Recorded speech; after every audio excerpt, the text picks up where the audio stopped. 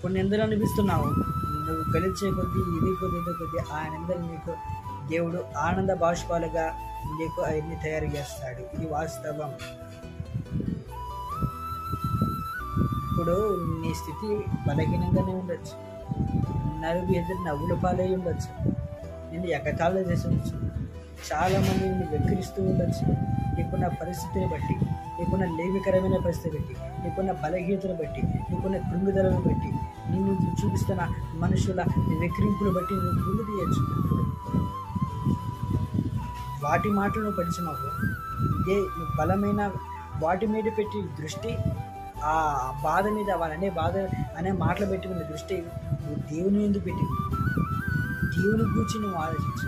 వారు అంటూ ఉంటారు, వాళ్ళు చేస్తూ ఉంటారు, దుఃఖపరుస్తుంటారు, అది మానవ నైజం, వదిలేసాయి. అదే నువ్వు దేవుని దగ్గర క్షమాపణ అడిగి, దేవా నా పరిస్థితులు లాగుంది నాయన, చాలా మంది నిన్ను తీసేస్తారు, గాయపరుస్తారు, బాధ పెడుతున్నారు. నువ్వు నువ్వు దేవుని ఎదుట నువ్వు ఒక్క దినమైన మోకాలుని ప్రార్థన చేయగలిగితే మహాపరిశుద్ధుడే ప్రేమస్వరూపి యేసు ప్రభు. ఆయన ఎడల కృప చూపుడా, ఆయన ఎడల ప్రేమ చూపుతున్నాడు. ఆయన ఏమంటున్నాడో తెలుసా? ప్రయాసపడి భారం మోస్తున్న సమస్యల నా యొద్దకు రండి, నేను మీకు విశ్రాంతిని కలుగు చేస్తాను. నన్ను అడుగుడి, మీకు నేను ఇస్తానంటున్నాడు ఆయన. మరి ఆయన ప్రేమను విడిచిపెట్టి మనుషులను ఎంతగానో బాధ పెడతానే ఆ మాటలు పెట్టి ఎందుకు నువ్వు బాధపడుతున్నావు? ఎందుకు నువ్వు వేదన చెందుతున్నావు? ఎందుకు దేవుని నిలిచి ఉన్నాడని ఒక బలమైన విశ్వాసం నువ్వు కలిగి ఉండు. ఈ రోజులో సహజం ఎగిరింపులు. నీపై నిందను తొలగించగా తలగా నిన్ను నియమించగా దూషణలన్నీ భూషణములుగా హృదిలో చేదును మధురము చేయగా ఇన్నాళ్ళ కడగళ్ళు తొలగించగా ఇన్నేళ్ళ కన్నీళ్ళు తుడి చేయగా యేసయ్య నిలిచాడు నీ తోడుగా. యేసయ్య నిలిచాడు నీ తోడుగా. ఇక నీకు భార్య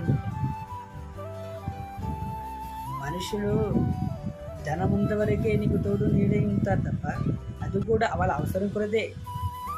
తెలుసా, నీ దగ్గర ఒక ధనం, నీ ఒక టాలెంట్, నీ ద్వారా వారికి పని ఉంటేనే నీతో కొంత సమయం ప్రేమగా ఉంటారు.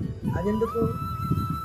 వారి అవసరం ఉంది కాబట్టి అవసరం తీరేంత వరకు నీతో స్నేహంగా ఉంటారు, వారు నీకు తోడుగా ఉంటారు. అవసరం తీరి వారి ఆ పని తీరిన తర్వాత నీ కన్నెత్తి చూడడం కదా, మాట కూడా పలకరింపు కూడా పలకరించాలి.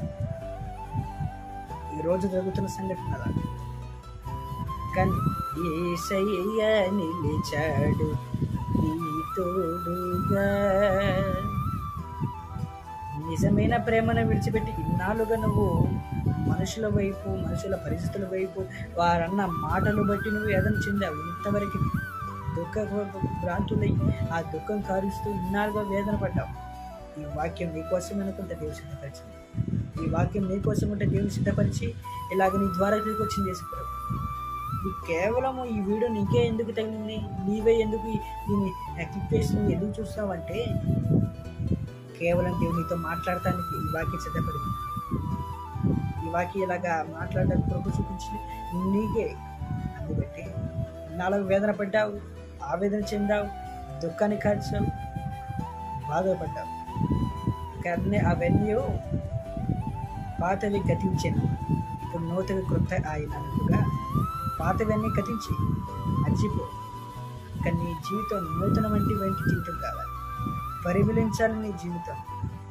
చీకటిగా ఉన్న బ్రతుకు వెలుగుగా అయ్యి నలుగురికి కనపడాలి. వెలుగు చీకటిగా ఉంటే ఎవరికి కనపడుతున్నది? నువ్వు ఒక వెలుగు స్తంభమై, అగ్ని స్తంభమై నడిచి నలుగురికి వెలుగివ్వాలి. నలుగురికి వెలుగుమయమే నువ్వు జీవించాలి, ప్రోత్సహించబడాలి. ఆ అవమానాలు, ఆ మాటలు బట్టి నువ్వు నడమకు. దేవుని ధైర్యం బట్టినే ఉన్నాడు, ఆయన కృపను బట్టినే ఉన్నాడు. భక్తి సాధన చేయి, ప్రార్థన పెనుగులాడు, ఆయనతో వాక్య ధ్యానం చేయి. దేవుడితో మాట్లాడతాడు, దేవుడు నీతో విలువైన వాక్కులు నీకు అందజేస్తాడు. ఆయన అవమానాలు, నిందలు, తిరస్కారాలు, ధృవీకరాలు, ఆవేదనలు ఇవన్నీ పక్కన పెట్టి మరొకటి సమస్యలు, శ్రమలు వాటి గురించి ఆలోచించబెట్టమా. దేవుడే ప్రాముఖ్యం.